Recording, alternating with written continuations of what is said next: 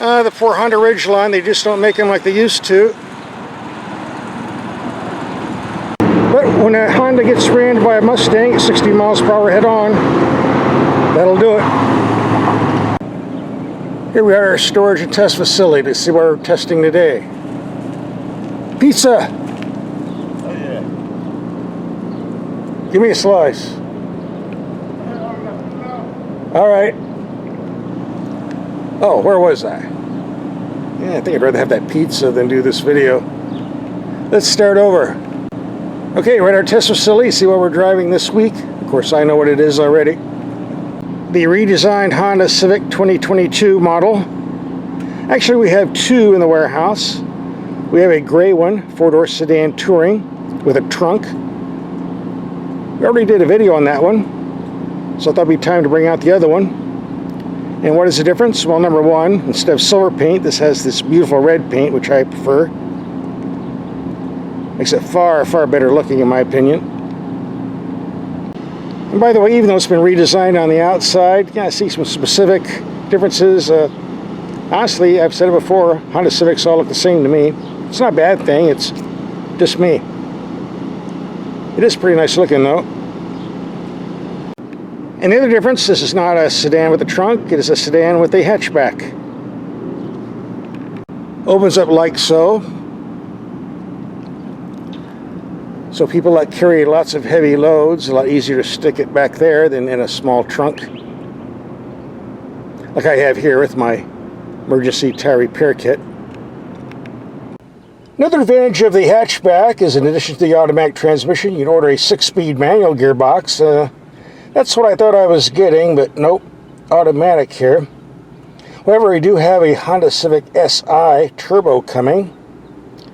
In fact, it's in the warehouse right now, I just can't get it, and it has a 6-speed manual, so we should have that out in about a month or two.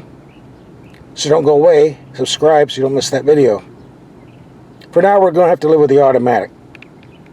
And either transmission is hooked to a 1.5 liter.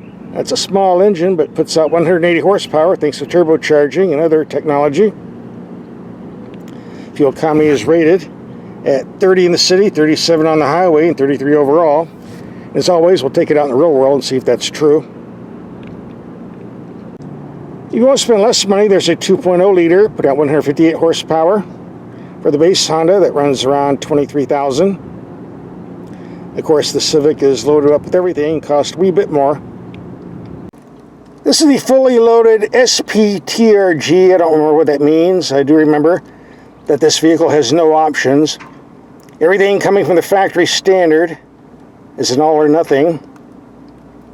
That's what it costs before shipping and after. And for those of you who want to say buy American, well, here you go. It's made in Indiana, so quit complaining. And I almost forgot, anytime we get a vehicle, we want to check and make sure there's a spare tire. You're surprised a lot of them don't come with that anymore, and yeah, we got one here. Good to know. And in all our videos, we take the headlights out in the dark and set it before them, and we'll be doing that too at the end of the video. The climate controls are about as simple as it gets. 3 knobs and a few minor buttons. And here are the vents. Nice looking gauge cluster. Pedal shifters on the steering wheel if you want to shift manually. On the steering wheel where they belong, not the steering column like the Italians do, which is a stupid place to put them. I'll explain why in other videos. I won't repeat myself here. And here's your drive mode, normal, eco, or sport if you're in a hurry. So let's go to part 2 of the video and do some driving. Power steering. Pretty good, decent feel and feedback. I think most people will be pleased. Bringing a front wheel drive, the turning radius isn't the tightest I've ever seen, but more than adequate. And as we do in all our videos, take some mild speed humps at 15 miles per hour and see how the suspension performs an impact. And the other Honda did pretty good. This is the same suspension, so I guess this one will too. Here comes bump number 1. You're going to hear some thumping in the back from my tool chest. Bump number 2. And here comes the nasty one. This one's pretty big. Just noise from the stuff I have in the cabin, but the suspension was very smooth and I didn't feel much of anything. Nice riding car. The base 2-liter engine's fine for transportation, but why not spring for the 1.5? It's quicker, gets better fuel economy. A bit slow off the line, but once that turbo kicks in, moves along pretty good. Getting that Honda technology we all look forward to. Like all Civics, excellent brakes. If you're going to take corners in a hurry, the Honda Civic Si Turbo is better for that. But at the moment, let's see what this will do. Security gets upset when I do this, but we gave them the day off, so no one here to complain. A bit of body lean. These are pretty soft tires, but it's hanging in there. Impressive to me for a smooth transportation car. The Honda Civic is reasonably comfortable on freeway trips. Of course, being a small car, you get some rumbling noises coming up from the suspension and tire area. Can't do much about that, but otherwise it's reasonably quiet. The body structure is well built. Wind noise is low. Considering the size and price class, I'd say it's above average as far as comfort goes. And the reason the car is shaking is because, not of the car, it's because of this very nasty pavement they're working on here. Actually, considering how bad the pavement is, I'm surprised the car is riding as smoothly as it is. Alright, you wanted the real world fuel economy numbers. Here you go with the different trips. 208 miles and mostly city driving, a bit of mixed commuting, 28.4. A 356 mile trip, mixed commuting 30. A 12 mile highway trip, 40.7. And a 140 mile trip, 22.9, extreme heavy city driving. And on the other Civic, which is pretty much the same setup, on a long 120 mile highway trip, we got around 33. That was passing everybody and being in a hurry.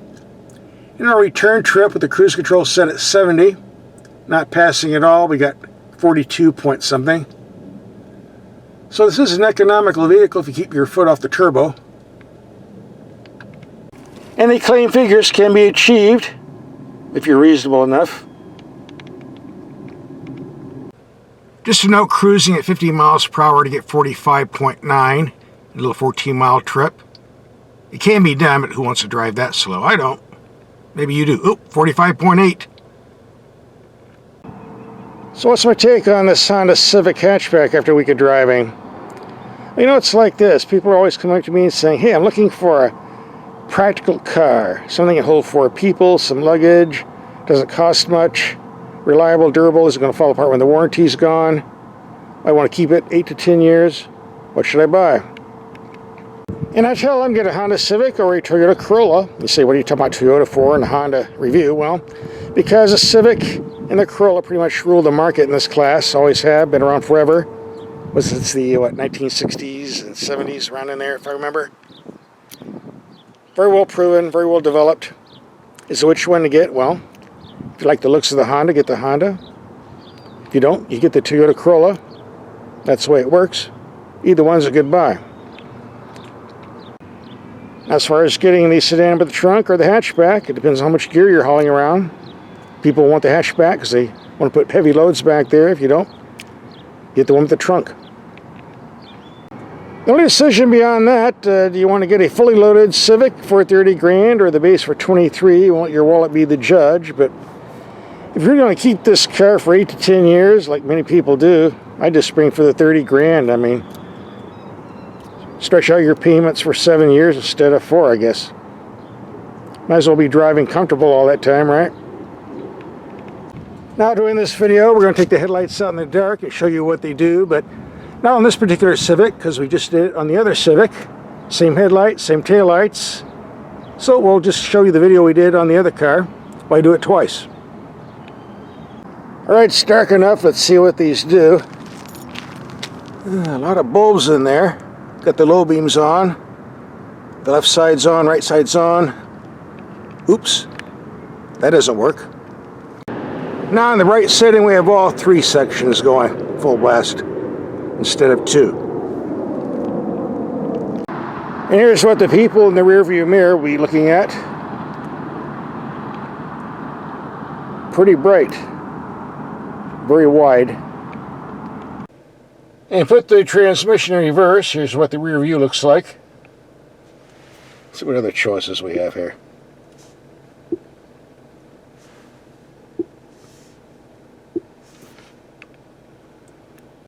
The gauge cluster lights up pretty good.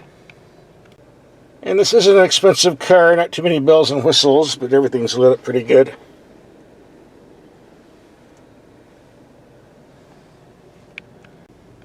And here we have the low beams, only about 100 feet away. Seems bright enough, not very high. Go to high beam, certainly strong in the middle. And here are the low beams on a fence 80 yards away that we can't see, and a building 130 yards we can't see, but it does barely reach out to the fence line.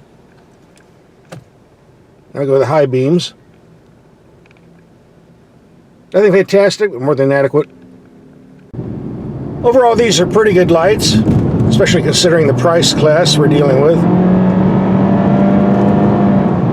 Although the cost doesn't always mean you're getting something better.